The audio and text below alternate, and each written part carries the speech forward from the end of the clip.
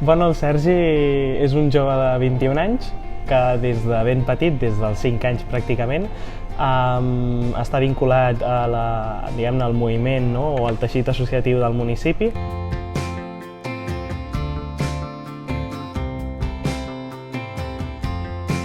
Començo amb 5 anys implicat al teixit associatiu gràcies o per culpa, perquè en certa manera m'ha condicionat tot el que seria i el que espero que sigui la meva vida, no? A la cultura popular, per culpa del meu pare.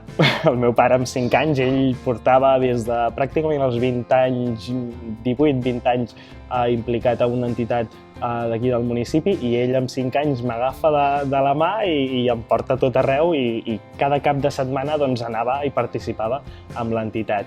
Amb ús de raó, diguem-ne que començo a endinsar-me més als 15 anys a tot el teixit associatiu, però bueno, al final sóc un jove més, no?, d'aquí del municipi que viu les mancances i les necessitats que té qualsevol jove, perquè al final hem de ser conscients que el municipi creix i que no podem tenir un govern que fa polítiques de fa 20 anys.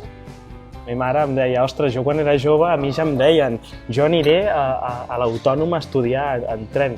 I fixa-t'hi, més de 25 anys després s'ha fet realitat i ma mare no ha pogut anar a la universitat, com molts altres joves en el seu moment i fins no fa molt han pogut anar.